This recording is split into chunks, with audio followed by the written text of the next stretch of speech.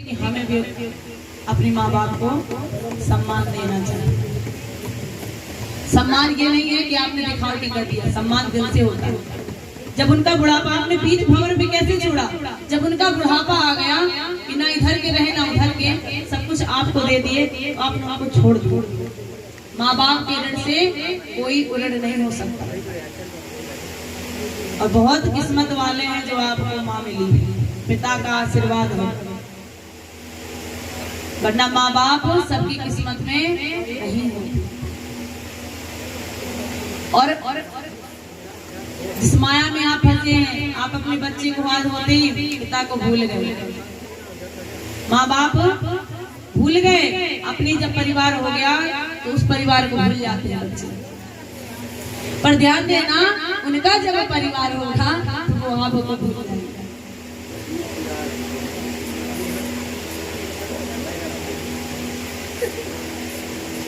तो इसलिए भैया सबसे निवेदन है, सब कुछ बार बार मिलेगा, पर माँ के गर्भ से जन्म जो लिए हो वो गर्भ दोबारा नहीं मिलेगा। जिस माँ के गर्भ से आपने जन्म लिया है वो माँ आपको दोबारा नहीं मिलेगी, वो पिता दोबारा नहीं मिलेंगे।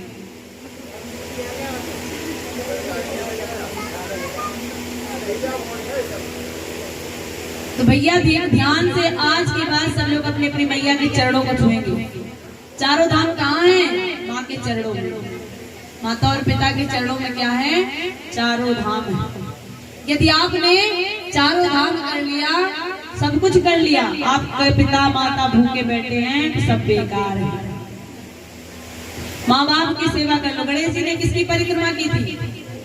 अपने माता पिता का। और क्या कहलाए? प्रथम पूजनीय। माता पिता का ऋण हमारे ऊपर, ऋण तो सबका है, तभी तो सब लोग क्या करते हैं? पितृ ऋण, मातृ ऋण। ऋण होता है ना माता पिता का ऋण। कुछ लोग अपने अपने मकान पे लिखवा देते हैं मातृ पितृ छाया, और कुछ लोग जूते चप्पल लटका देते हैं। आजकल बिल्डिंग खड़ी होती है तो उल्टे करके चप्पलों को लटका देते हैं। लटकाते हैं ना भैया, नजर न लग जाए। हो रहा है आजकल कि घर पे उल्टा चप्पल लटकता है।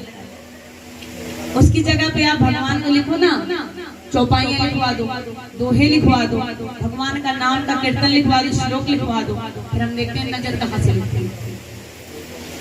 जब भगवान की शरण में रहोगे तो नजर कहाँ से? उल्टा चप्पल कर दी है, लो दर्शन करो इसको। घर आओगे तो उल्टे चप्पल पाओगे, है कि नहीं मैया? घूंघट के ओट से जितना मुस्कुरा रही हो, हम घूंघट के अंदर भी देख लेते हैं। आप घूंघट पे ऐसे करती है भैया, घूंघट कहते घूंघट हो गया ऐसे। अरे तू हमें तो करने नहीं दे रही है, हमको ये करने नहीं देती घूंघट। और दूसरी बात, आप लोग अपने अपने कर्म को मत बिगाड़िए, जो करेगा वो भरेगा। माता पिता यदि गलत भी हैं तो वो उनका कर्म, अपने कर्म से आप गलत मत हुई, अपने कर्म को करते जाइए। आपका कर्म बिगड़ गया तो सब कुछ बिगड़ गया। जिसका जो स्वभाव होता है वो कोई बदल नहीं पाता, इसलिए जो कर रहा है उसको करने दो, जो जैसा है रहने दो। पर हम क्यों बिगड़े? लोग कहते हैं संगत की रंगत हो जाती है, संगत का असर जरूर आता है।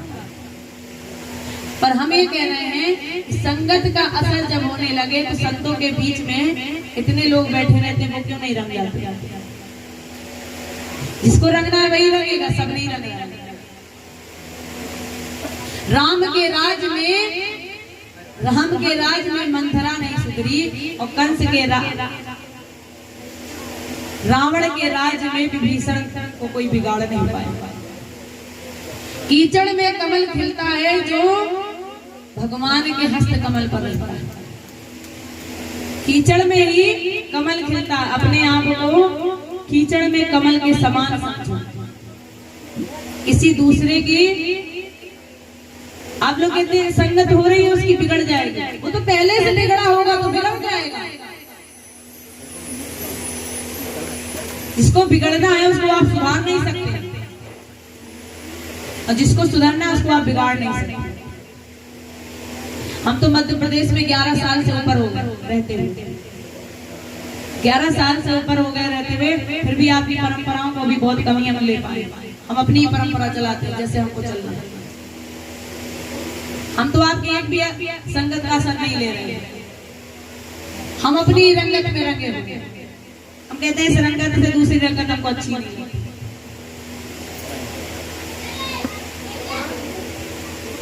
आजकल लोग कहते हैं मेरा बेटा, मेरी पत्नी, मेरा घर, मेरा परिवार, मरे जा रहे हैं इसी होड़ में। आजकल बच्चों के लिए सब मरे जा रहे हैं, ऐसा ना हो जाए तो वही बच्चे बड़े होकर छोड़ देते हैं।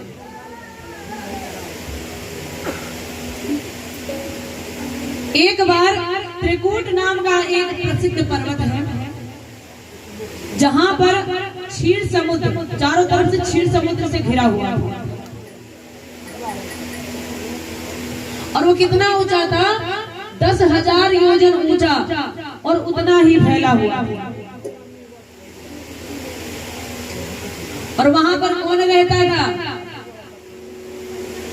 मदमस्त रहने वाला कौन रहता था? वहां पर एक गजराज अपने परिवार के साथ रहता था। गजराज पूरे परिवार के साथ वहीं पर बढ़िया रहता था, हमेशा विराजमान। और क्या होता था? बढ़िया परिवार में मस्त पड़ा रहता था, मस्त मौला। उसको अपने परिवार का बहुत घमंड था। उसकी शक्ति कौन थी? उसका परिवार था।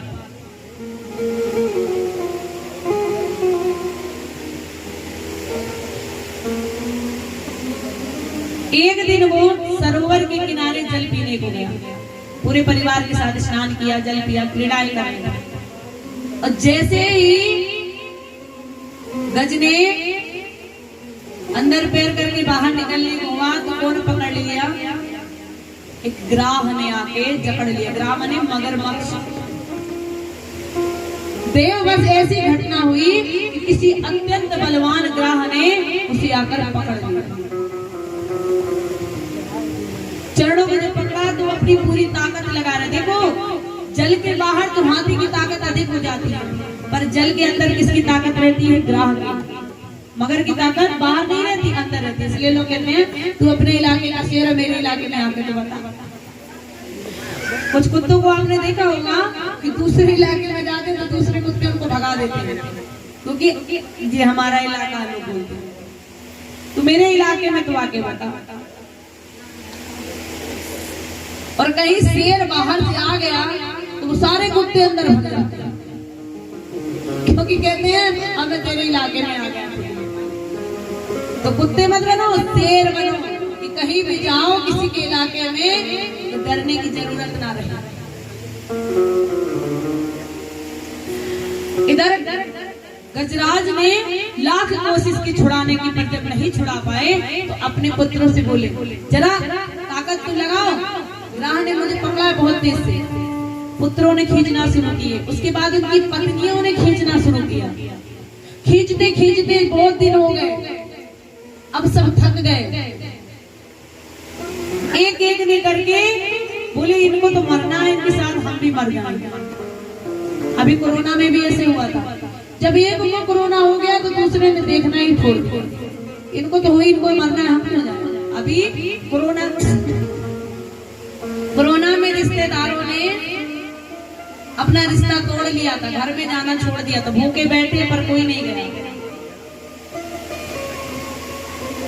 ग्राह पुकार रहा है, अब किसको पुकारेगा? ध्यान से, सब छूट गए। उसने सोचा अब किसको पुकारे, अब एक ही सहारा है। और जब भगवान को पुकारना शुरू किया,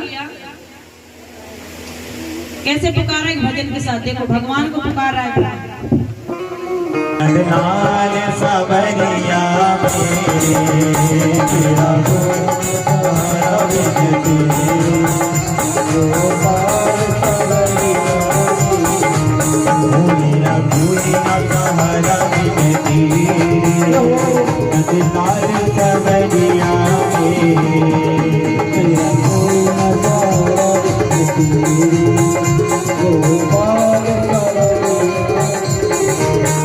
गोपाल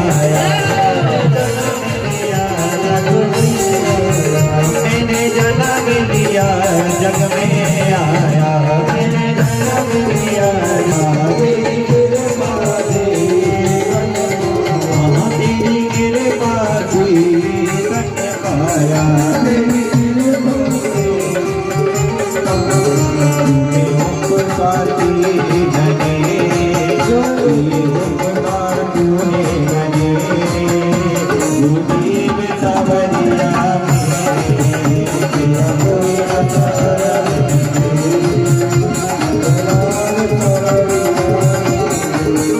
गोपाल सवरिया मेरे गोपाल सवरिया मेरे अमर लाल सवरिया मेरे गोपाल सवरिया ओ मेरे नैना कब से करब रही मेरे नैना कब से करब रही सावन बादों से बरस रही सावन बादों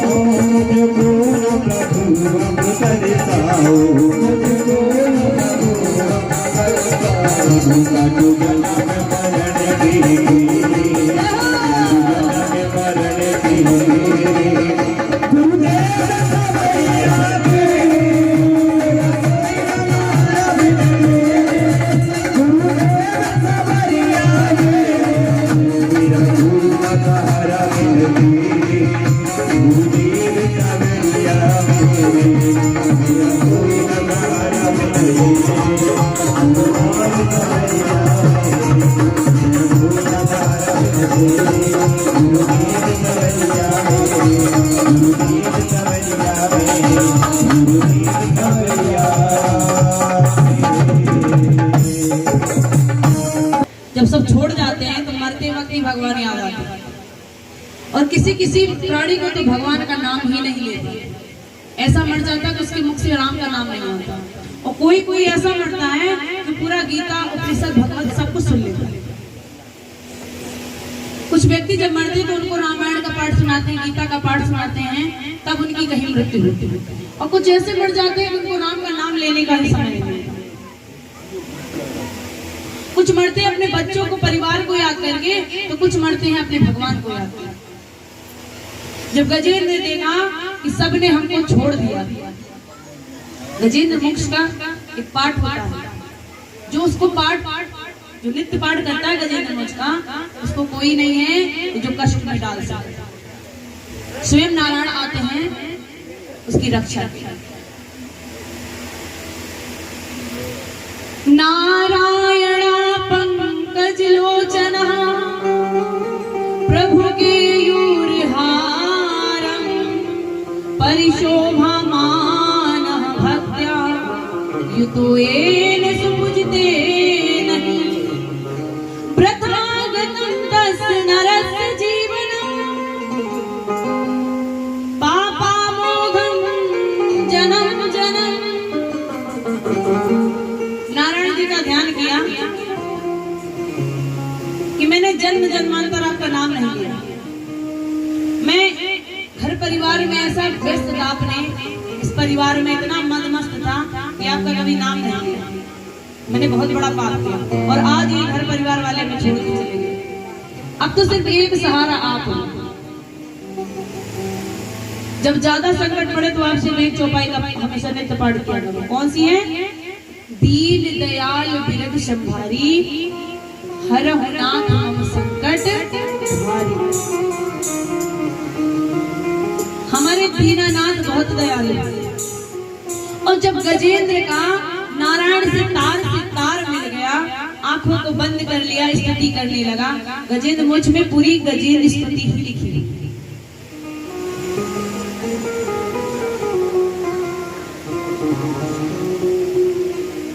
गजेंद्र ने जब स्तुति की, भगवान से तार मिलता है, जब तक भक्त का तार से तार नहीं मिलता तब तक कुछ नहीं होता है।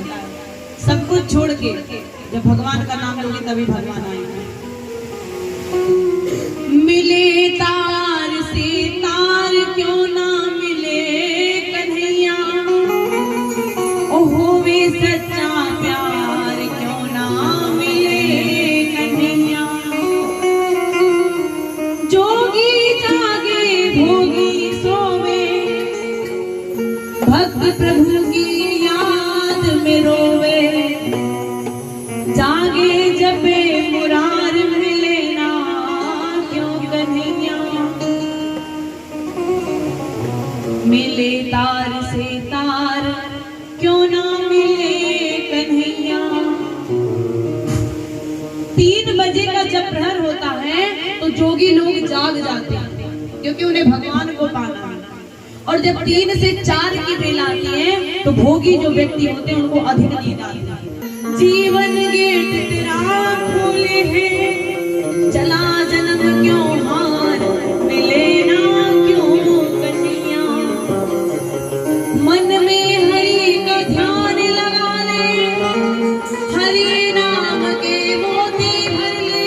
दूर नहीं भगवान मिले क्यों ना कन्हैया। आत्मज्ञान की ज्योति जगा ले, जीवन नैया पार लगा ले। कर ले ब्रह्म विचार मिले ना क्यों कन्हैया। एक बार उस भगवान से ध्यान लगा के तो देखो, आपको भगवान मिल जाएगा। जब तार से तार मिले भगवान के, और देखा कि राह से ग्रसित हुआ गजराज ऋषि पुकार रहा है, तो भगवान हमारे नंगे पैरों दौड़े, हाय दौड़े। भगवान ने तुरंत सरोवर पर दौड़कर आए। और भगवान को जब दौड़ता, हम कहते हैं ना कि जब यहाँ आते हो भगवान के सामने कुछ भेंट लेके जाना चाहिए। जहाँ पर भगवान के सामने आ रहे हो आप, तो खाली हाली नहीं आना चाहिए, कुछ ना कुछ भेंट लेके जरूर जाना चाहिए। आप लोग सोचते होंगे कि व्यास जी अपने लिए बुला रहे हैं, मांग रहे हैं। हम ये कहते हैं कि हो सकता है आपके घर में भोग ना लगा होगा, तो आपके हाथों से यहाँ भोग लग जाएगा।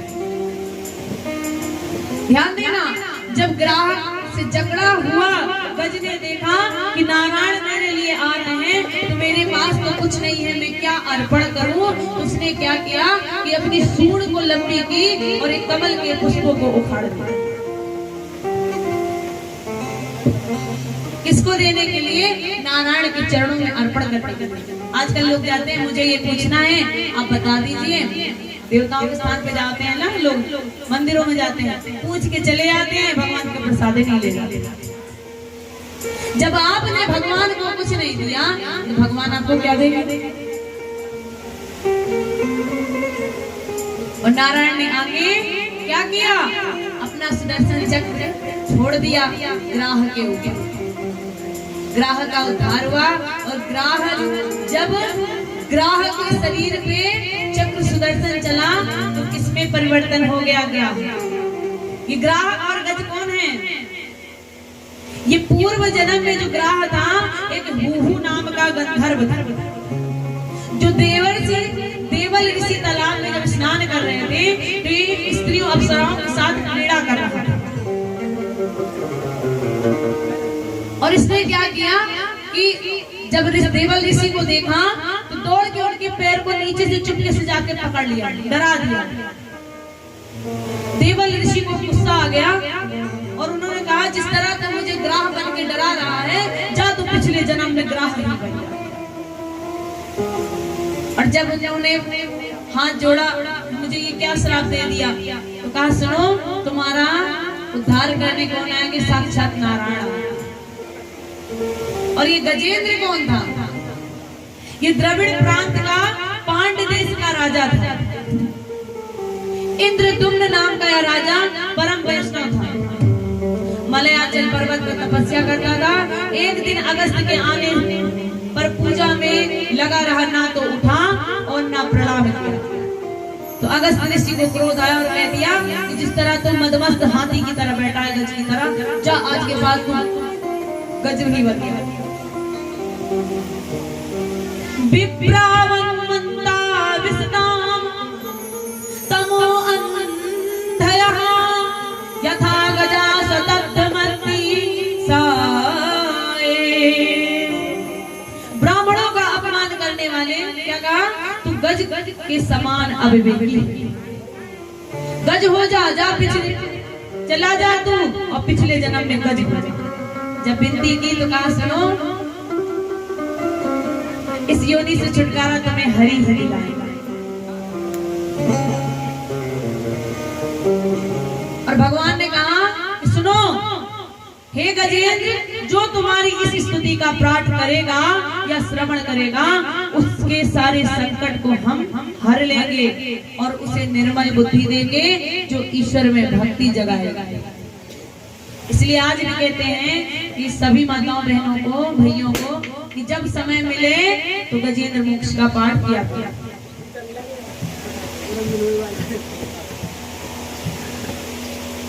कभी भी ध्यान रखना, किसी का अपमान नहीं करना चाहिए। अपमान हो जाता है तो बार बार क्षमा मांगने पर भी वो मान वापस नहीं आता।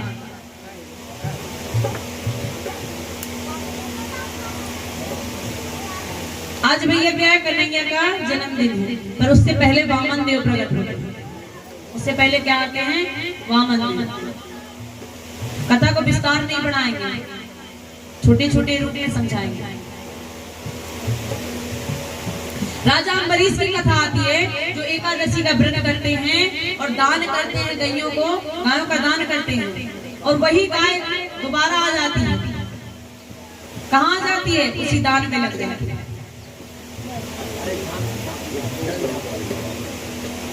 कथा में सुना है आप लोगों ने कि गायों का दान, हम भी गाय का दान करवाते हैं अभी आप लोगों से। क्यों दान करवाते हैं? कोई व्यक्ति मरते वक्त गौ का दान ना कर पाए, यदि इसी कारणवश आजकल मृत्यु ऐसे हो जाती है, पता ही नहीं चलता कब। किसी को पता है कि हमारी मृत्यु कब आने वाली है, तो पहले से जो गौ दान कर देते हैं उसको मरने के समय गौ दान करने का मतलब ही नहीं है।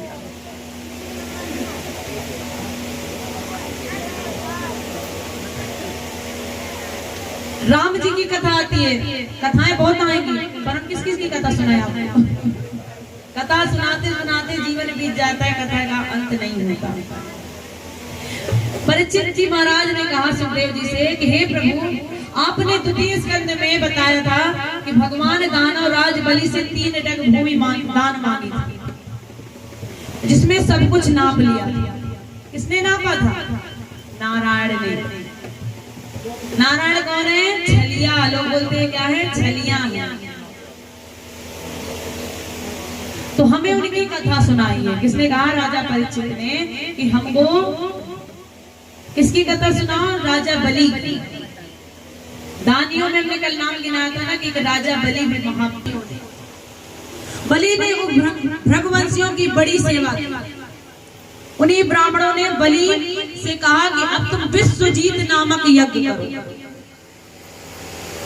और वो यज्ञ प्रारंभ हुआ। ध्यान देना, तो देवताओं को डर हुआ कि ऐसा ना हो कि यज्ञ विश्वजीत यानी विश्व को जीत लिया। तो देवताओं लोगों ने किससे? अदिति माता से जाके प्रार्थना की, ऐसा ना हो कि सबको जीत लेंगे तो हमारा क्या होगा। तो अदिति के गर्भ से किसका प्रकट हुआ है? वामन देव भगवान। वामन देव कितने थे? छोटी सी अवस्था थी, गठीला शरीर, सुंदर से, बहुत सुंदर दिखते थे, जो मन को मोह लेते थे।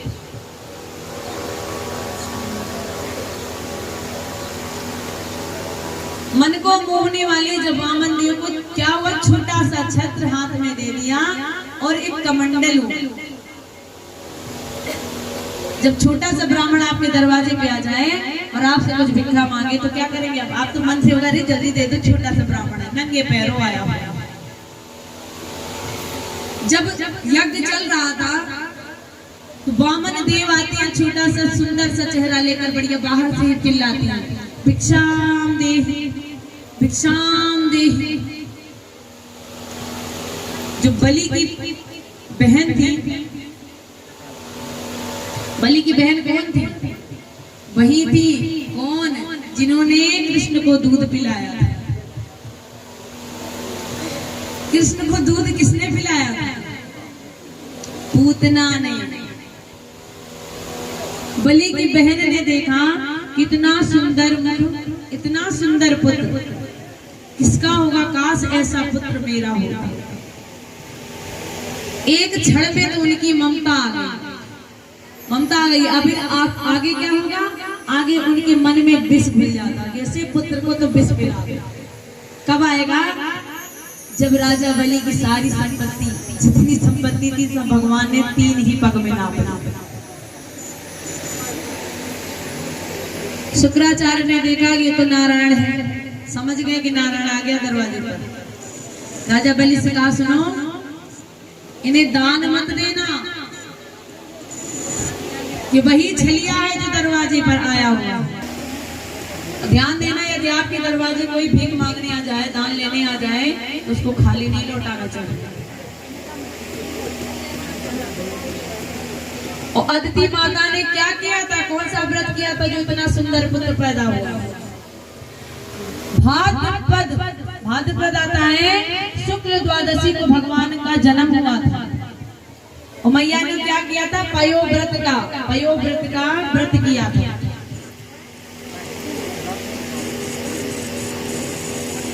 और जब वामन देव का जन्म हुआ था तो ऐसे नहीं, कैसे हुआ था?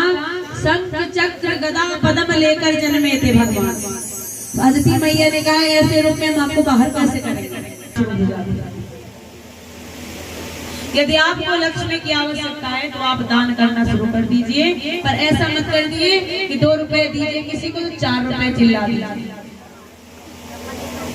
दान करो तो ऐसा करो कि किसी से कहो।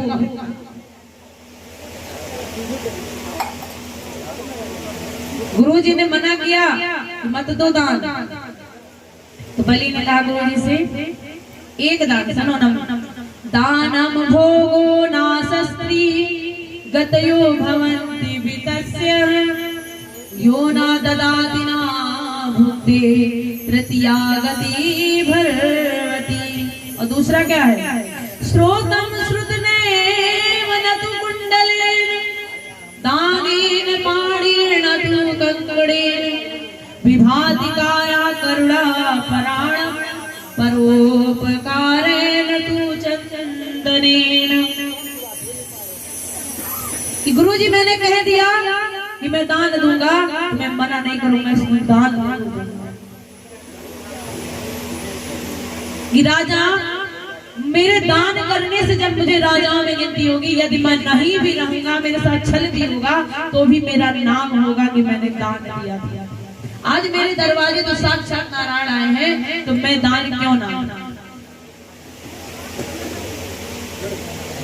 ऋग्वेद के अनुसार कहा जाता है कि स्त्रीषु नर्म विवाहे चाव्रत्यर्थे प्राण संकटे गौ ब्राह्मणार्थे हिंसाया नानतम स्वाचुगोप्सितम। स्त्री से बातचीत में, स्त्री से बातचीत करो, परिहास में, विवाह में, वृद्धि के लिए, प्राणों के संकट के समय झूठ बोलने से निंदा नहीं होती। ये छोटी छोटी जगह पे जब आप झूठ बोलते से निंदा नहीं होती। बलि बोले, गुरुजी, धनानि भूमि भूमश्च पशुभ्यगोष्ठे स्त्री गृह द्वार जना संसाने देचिताया परलोक मार्गे धर्मानुरागे गच्छत जीवयेगा। हे गुरुदेव, चाहे मेरे प्राण भी चले जाए, मगर मैं मांगने वाले को सब कुछ दूंगा। और जब सामने आए, उनका स्वरूप देखा तो सुनो, बोले, मैं दान दे रहा हूँ, जो कुछ मांगो मैं दे दूंगा, सब कुछ दे दूंगा। भगवान ने कहा, सुनो, मैं कैसे मांगूं कि सब कुछ दे दूंगा? पहले तो आप संकल्प लो कि मैं जो कहूंगा वो आप दोगे। आजकल भैया लोग या भैया लोग क्या करते हैं? पंडित जी से संकल्प ले लेते हैं, और पंडित जी ने दक्षिणा बताई तो कहते हैं मेरे बस की नहीं। जब संकल्प लिया जाता है तो उसको मरने के बाद भी आपको दूसरा जन्म लेना पड़ता है उस संकल्प को पूरा करने के लिए। पंडित जी भी बहुत होशियार रहते हैं, कहते हैं ऐसे तो तुम दोगे नहीं, पहले संकल्प कर लो। संकल्प कर लो तो आपको हमसे पूजन पाठ करवाना ही पड़ेगा। बिना संकल्प के कोई पूजा होती ही नहीं और कोई दान लगता ही नहीं। इसलिए वामन देव ने क्या किया, कमंडल उठाया। नारायण भगवान ने अपना रूप शुरू कर दिया छलने का। कैसे, कमंडल उठाया, बलि के हाथों में जल दिया और जब जल देने लगे तो कौन बैठ गया आगे कमंडलों में? शुक्राचार्य। बोले जब जल नहीं गिरेगा तो कमंडल से कहां से होगा संकल्प? और जब जल नहीं गिर रहा था तो वामन देव समझ गए कि बैठ गया शुक्राचार्य। उन्होंने गुस्सा की एक लकड़ी निकाली और छेदा कर दिया किसमें? कमंडल में। और वो छेदा कहाँ गया? शुक्राचार्य की आंखों में, एक आंख वाले एक आंख वाले हो गए शुक्राचार्य। अब एक आंख वाले निकल के फटक से बाहर आ गए, जल बाहर आ गया और संकल्प दिलवा दिया कि मुझे सिर्फ 3 पग भूखी चाहिए। बलि ने कहा इतनी छोटी सी चीज मांगने के लिए आपने इतना बड़ा संकल्प लिया, आप तो ऐसे ही नापना, 3 की जगह 4 नाप। नहीं, बोले सिर्फ 3 चाहिए। जब राजी हुए बलि तो क्या किया भगवान ने? अपने विकराल रूप धारण कर दिया। एक पग में तो नाप दिया किसको? एक पग में धरती को, दूसरे में आकाश में, तीसरा कहाँ जाएगा? तो बोले अभी एक पग का आप रह गए। बोले प्रभु ये वो दानवीर है जो कभी दान से पीछे हटता नहीं, अब मेरे शरीर का भी काम था, ये शरीर पे भी अपना पग लगा।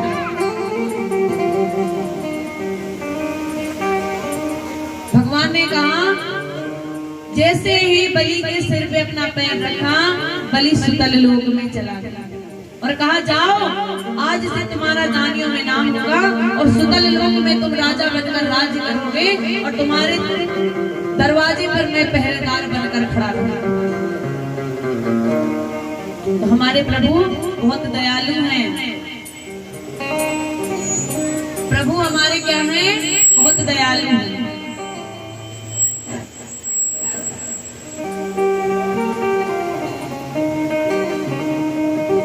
हरि वामन का रूप बनाए, जय हो। हरि वामन का रूप बनाए, बलि राजा को छलने आए। हरि वामन का रूप बनाए, बलि को छलने आए। हरि वामन का रूप बनाए, बलि राजा को छलने आए। हरि वामन का रूप बनाए, बलि राजा को छलने आए। बलि राजा को छलने आए, बलि राजा को छलने आए। हरि वामन का रूप बनाए, बनाए, बलि राजा को छलने आए। हरि वामन का रूप बनाए, बलि राजा को छलने आए। माथे तिलक सोहे, सिर पे छत्र सोहे, माथे तिलक सोहे, सिर पे छत्र सोहे। माथे तिलक सोहे, सिर पे छत्र सोहे, माथे तिलक सोहे, सिर पे छत्र सोहे। हाथों में कमंडल लाए, हाथों में कमंडल लाए, बलि राजा को छलने आए। हरि वामन का रूप बनाए, बलि राजा को छलने आए। तन पे जनेऊ सोए, सिर पे चोटी सोए, तन पे जनेऊ सोए, सिर पे चोटी सोए।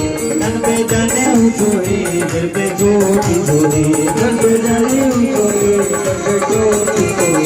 चरणों में प्रणाम सुहाए, चरणों में प्रणाम सुहाए, बलि राजा को छलने आए।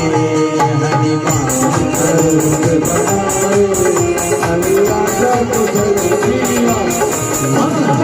तालियों की सेवा का जोर जोर और जैसे राजा को छलने आए। बलि राजा को चलने आए, बलि राजा को मोबाइल में बस बजाओ, मोबाइल वाले मानव का रूप बनाए, बलि राजा को चलने आए,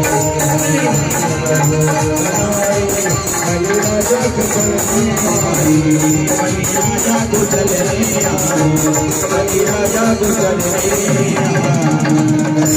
बोलो वामन भगवान की। और इस प्रकार वामन देव ने पूरी धरती नापी, तीनों लोग को नापना। चौथा दिन है ना,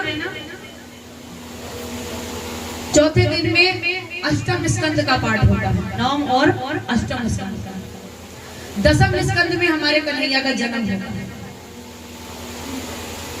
हमने आपको आज अष्टम और स्कंद में गजेंद्र मोक्ष और बलि राजा बलि वामन देव का अवतार, इसकी कथा सुना। और नवम स्कंद में मनुवंश का वर्णन होता है। नभाग के पुत्र राजा अम्बरीश का वर्णन, जिन्होंने एकादशी का व्रत किया था। दुर्वासा ऋषि आए थे और उन्हें श्राप दे दिया था, आपने पहले मुझसे पहले व्रत खोल दिया। ये कथा सुनिए, थोड़ा पढ़ा रहे हैं आगे जाके, इसलिए आपको बता रहे हैं थोड़ा। राजा अम्बरीश 1 वर्ष तक खड़े रहे सिर्फ जल पीकर, क्योंकि सुदर्शन चक्र ने दौड़ा दिया था दुर्वासा को पूरे ब्रह्मांड का दर्शन करा के, फिर अम्बरीश के पास ही लेकर आया। और जब राजा अम्बरीश ने कहा कि प्रभु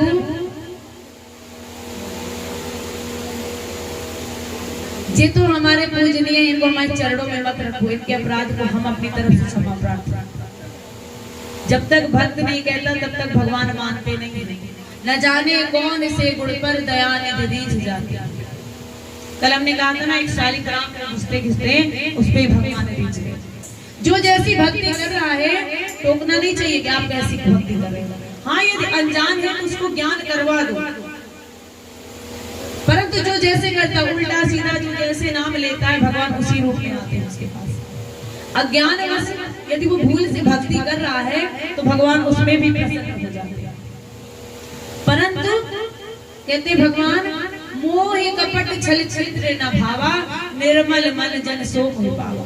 सिर्फ कपट और छल छिद्र ना हो तो उस भोग को भगवान ग्रहण करते। देख लो, हैप्पी बर्थडे टू यू। देख लो, अब ये भी नहीं, इनको भी शांति नहीं के लिए हैप्पी बर्थडे टू यू। उसके बाद मनुपुत्र इक्ष्वाकु वंश का वर्णन आता है, मानदाता के वंश का वर्णन आता है। शगर और भगीरथ, वही भगीरथ जिन्होंने गंगा जी को आपके पृथ्वी पर लाया, आपका उद्धार हुआ। आज सारे पाप को कहां धोने जाते हैं? गंगा जी में। राम तेरी गंगा मैली हो गई, पापियों के पाप धोते। आजकल राम जी सिर्फ गंगा मैया कहते हैं कि आपके पापियों के पाप धोते धोते मैं भी मैली हूं। उसके बाद भगवान श्री राम जी का चरित्र आता है नवम स्कंध में।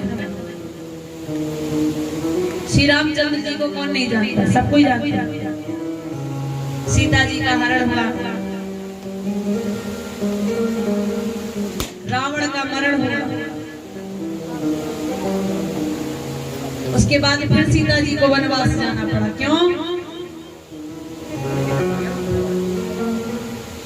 क्योंकि सीता मैया को लिखा ही था वन में रहना। सीता मैया ने कहा, आप लोग कहते हैं कि सीता मैया को वनवास फिर से हुआ, हम कहते हैं सीता मैया ने खुद ही वनवास मांगा। किससे? राम जी से, कि जब मैं गर्भवती रहूंगी तब मुझे वन में छोड़ देना। बोले क्यों? क्योंकि जब मैं तपस्या करके इन पुत्रों को जन्म दूंगी तो ये आप से भी बहादुर पुत्र हमारे पैदा होंगे।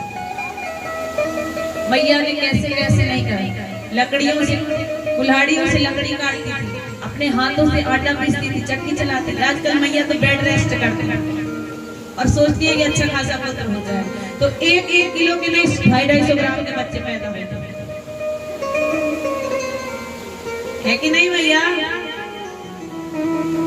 मेहनत करो, शरीर चलाओ, फैट को बढ़ाओ, घटाओ, फैट बढ़ाओ नहीं। उसके बाद आता है यदुवंश का वर्ण।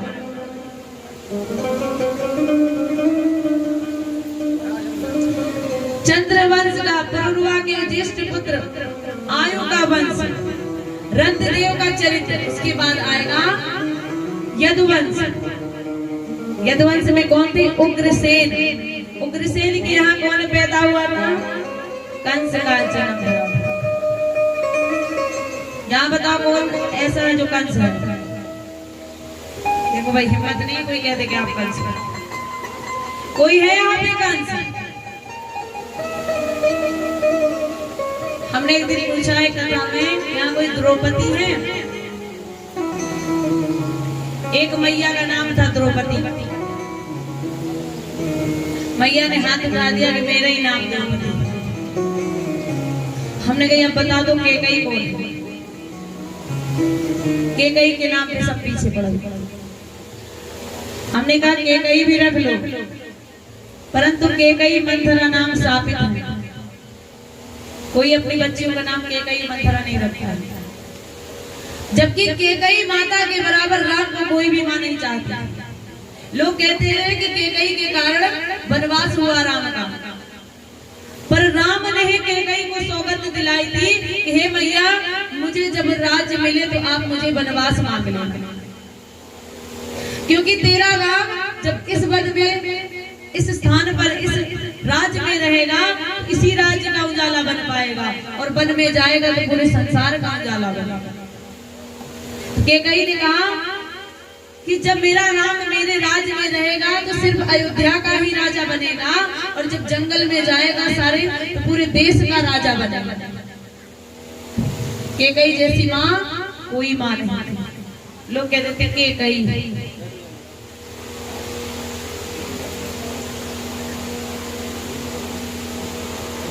राजा उग्रसेन के यहाँ कंस का जन्म हुआ था, तो कंस बहुत उदारदाई था, बहुत उत्पाती था। इतना उत्पाती था, इसने उग्रसेन को ही कारावास में डाल दिया, अपने पिता को, खुद राजा बन के बैठ गया। और कंस के मित्र कौन थे? वासुदेव। वासुदेव कंस के मित्र थे, और देवकी कंस की सबसे प्यारी बहना थी। परंतु मौत जब आती है तो प्यार भी छूट जाता है। वासुदेव ने इतनी मित्रता थी कंस की कि कंस ने कहा कि वासुदेव मेरा मित्र है, और देवकी से जब मैं विवाह कर दूंगा तो और भी मित्रता घनिष्ठ हो जाएगा। हमने आज कहा कि नारी निंदा मत करो, नारी नर की खान, और नारी से पैदा भये ध्रुव प्रहलाद सन। आजकल लोग माताएं बहनों को गालियां देते हैं। आजकल के भैया लोग माताओं बहनों को गालियां देते हैं किसी और को, पर वो गाली किसकी देते हैं? माँ बहनों, खुद की माँ बहनों को गाली देते रहते हैं। कभी उस गाली का अर्थ समझना कि गाली किस लिए दे रहे हो? दे तो तुम दूसरे को रहे हो, पर माँ बहनों की तो गाली दे रहे हो, जिसमें आपकी माँ भी, माँ तो सबकी माँ होती है। शब्द माँ आया तो माँ आपकी भी हुई, अपनी माँ को गाली दी। और हम कहते हैं जब गाली दिया करिए भैया लोग, तो आप लोग हाथ जोड़कर खड़ी हो जाया करो, आंखें बंद करके। पूछो क्यों? जो हम आपको दे रहे हैं और आप हाथ में नहीं लोगी तो आपके पास जाएगा। जब आपको कोई गाली दे तो आप हाथ जोड़ लो, तो हम ले ही नहीं रहे, सब आपके पास वापस चली जाएगी। क्यों भैया? जो भैया आपको गाली दिया करें, आप हाथ जोड़कर खड़ी हो जाया करो, कह दो जो आप दे रहे हो वो प्रेम पूर्वक आपके पास फिर से चले जाए। यदि उन्होंने आपको कहा कुछ भी, तो वो उन्हीं के पास चला जाएगा। तो गाली किसके पास गई? जवाब मत देना, गाली दे रहे देने दो, बस वो गाली लौट के उन्हीं के पास चली जाएगी।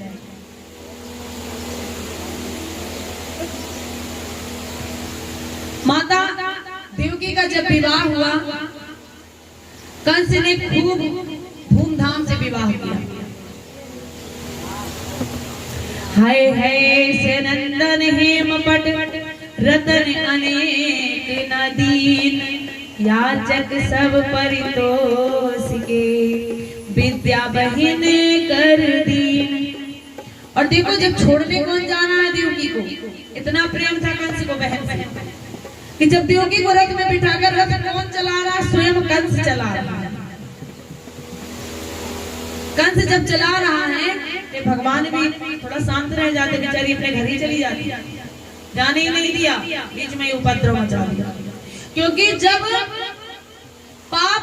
तक पापी का पाप अधिक नहीं बढ़ जाएगा तब तक भगवान उसको मारेंगे कैसे? क्योंकि उसके पुण्य भरे हुए हैं। इसलिए लोग कहते हैं कि वो तो इतना बुरा कर्म कर रहा है फिर भी इतना अच्छा क्यों है? वो इसलिए अच्छा है क्योंकि उसके पहले भी पुण्य होंगे, और जिस दिन उसका उत्पाद बढ़ जाएगा, पुण्य नष्ट हो जाएंगे, उसी दिन वो मर जाता है।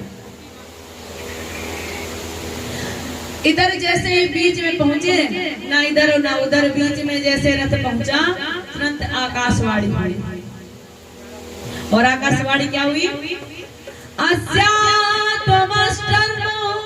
गर्भो हंता याम बहसे अबुध। कहा कि अरे मूर्ख, जिस बहन का तू इतनी प्रसन्नता से विदा कर रहा है, इसी का 8वां पुत्र तेरा काल होगा।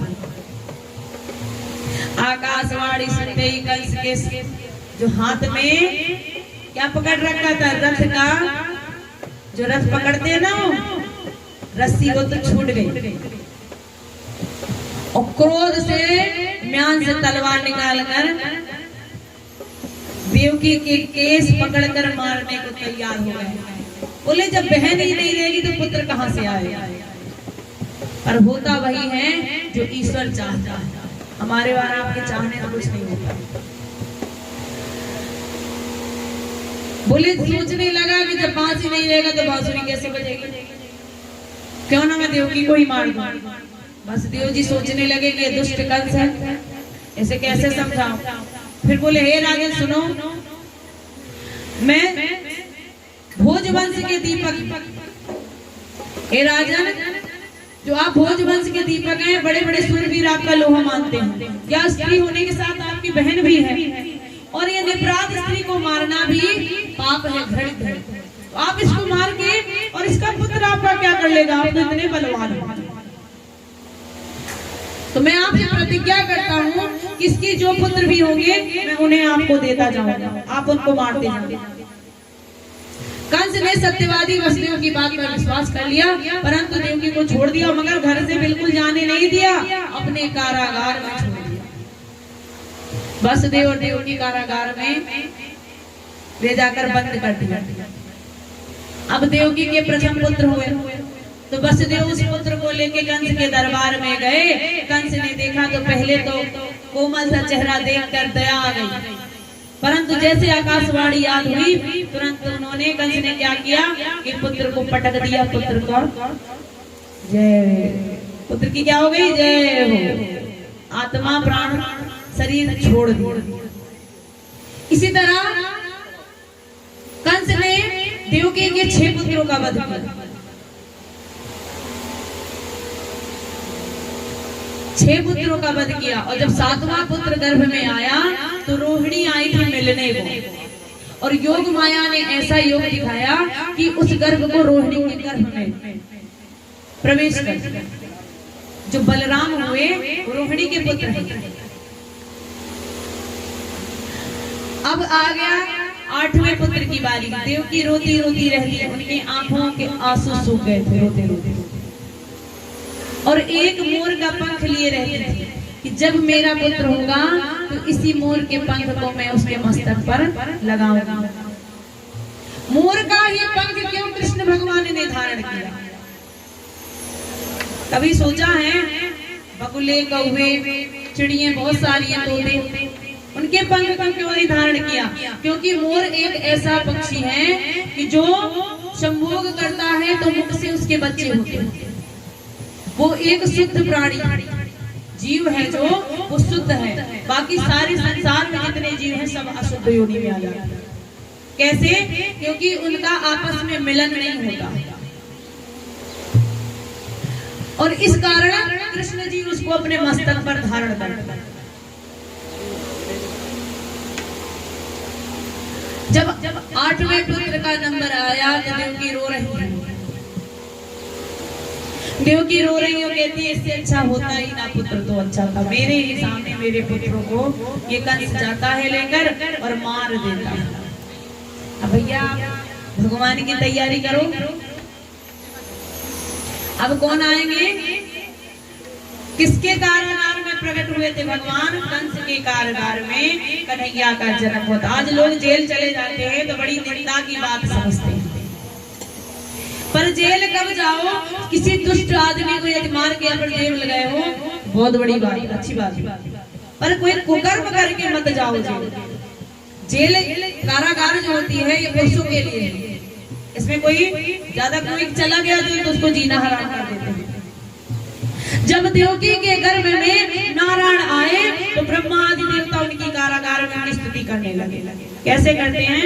सत्य व्रतम सत्य परम त्रिसन्ते सत्यस्य योनि निहितां च सत्ये सत्यस्य सत्य व्रत सत्य नेत्रं सत्यात्मकं त्वां शरणं प्रपन्नाः। हे भगवान, आप सत्य संकल्प हैं, सत्य ही आपकी प्राप्ति का श्रेष्ठ साधन है। आप सृष्टि स्थिति और प्रलय में विद्यमान रहते हैं। आप संसार के रचयिता हैं, आप अंतर्यामी हैं, आप सत्यमय हैं। हम आपके चरणों का आश्रय लेते हैं। हे प्रभु, इस बार आना तो ऐसी लीला करना कि इस कंस की बुद्धि पर कुछ ऐसा कर देना कि आपको मुझे दर्शन तो मिले, कभी आप पुत्र रूप में तो रहो नहीं।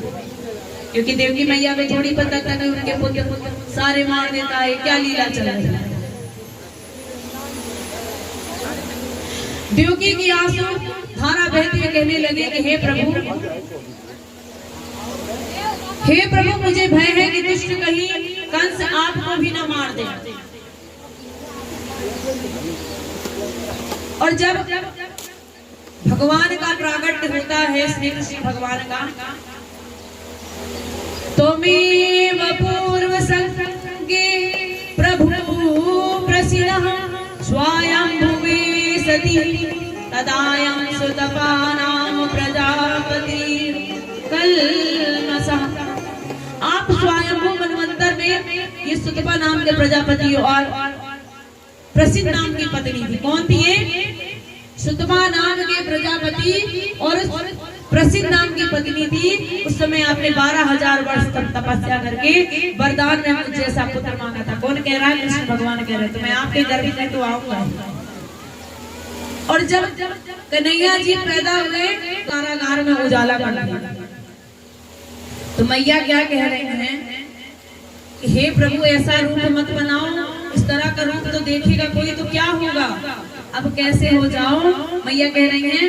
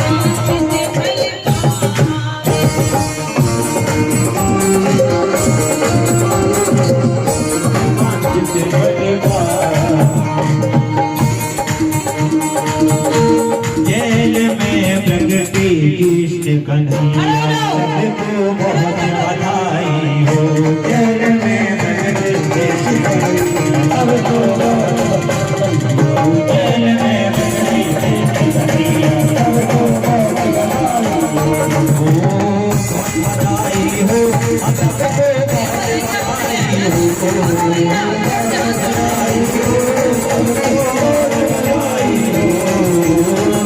बधाई हो आप सबको बहुत बधाई हो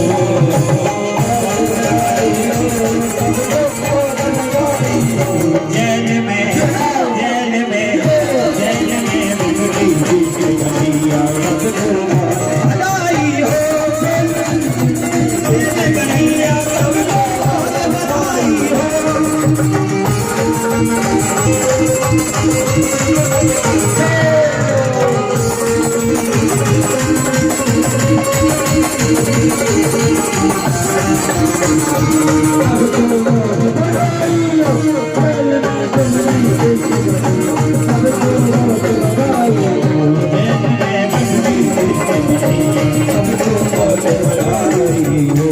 क्यों भैया ऐसे ही बताएगा, ऐसे खड़ी रहती है लल्ला के साथ। गांव में तो बहनें ऐसे ऐसे मटकती रहती है, तो नचे दस्टून बनाना। इतनी देर से बधाइयाँ गवा रहे हैं, सारे लोग खड़े हैं, दोनों हाथ उठा के भगवान के नाम पे वही खड़े हो गए। भगवान का नृत्य जानते कैसे करते हैं? ओ मोटे नैनन के तू वही खड़े होके हाथ हिलाते हुए करो ना। भैया और लोग आप कोई तो कर सकते हो ना। नैनन की तू आप तो दादाजी नहीं है जो 12 वर्ष के बच्चा है। सलोनी सूरत के तू और प्यारी आज जो नहीं नचेगा बनेगा उससे रुष्ट हो जाएगा। ओ बाके बिहारी गजरा रे तेरे मोटे मोटे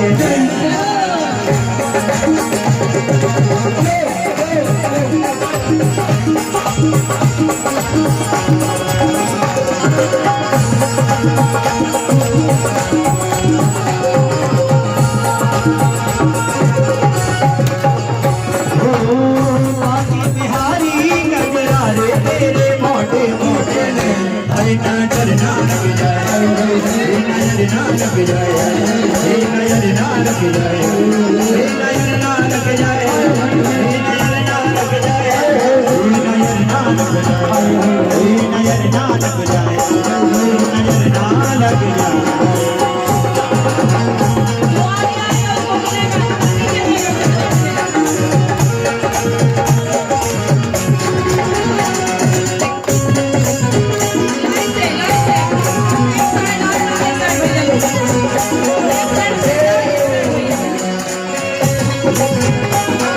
सुनो, आसान करे अपनी बढ़िया काम, बताइए।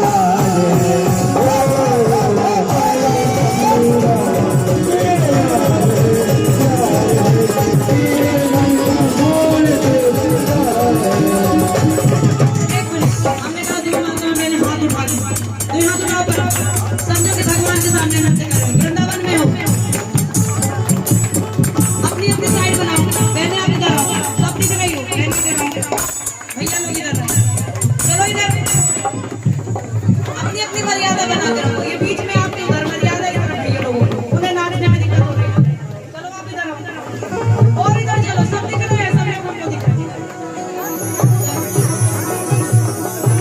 अब जिसका जिसका यार होगा मोहन वही अब के भैया लोगों को लाइन मिले सबकी मर्यादा है अली कमली वाला मेरा यार मेरे मन का मोहन दिलदार मेरा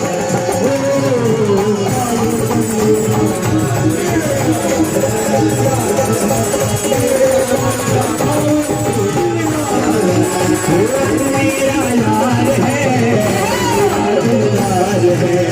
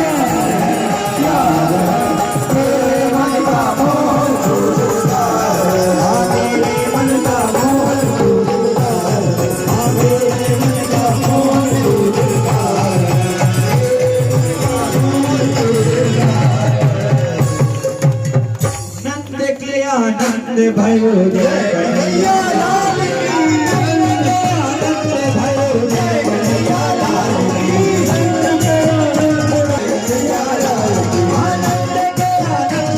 जय कन्हैया लाल की आनंद के आनंद भयो जय कन्हैया लाल की जय कन्हैया लाल की हरि गोरा लाल की जय कन्हैया लाल की हरि गोरा लाल की जय कन्हैया लाल की हरि गोरा लाल की जय कन्हैया लाल की हरि गोरा लाल की आनंद भयो जय होने लाल आनंद भयो जय कन्हैया लाल की आनंद भयो जय कन्हैया लाल की आनंद भयो जय कन्हैया लाल की पूरन को हरि गोरा लाल की आनंद को हरि गोरा जानन को हरि गोरा पूरन को लाल की जानन को पूरन को लाल की आनंद भयो जय होने लाल की आनंद भयो जय होने लाल की आनंद भयो जय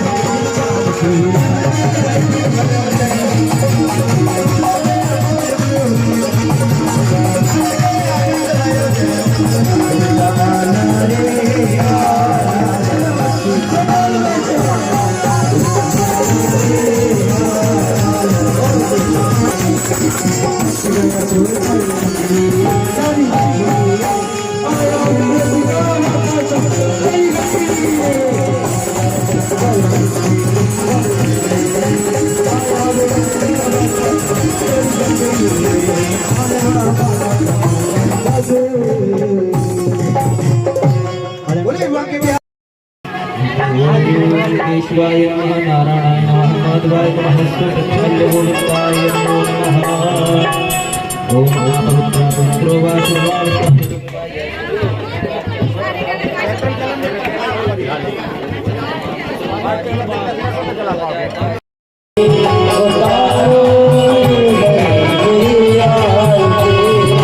करुणा करो हरो ज्ञान भगवान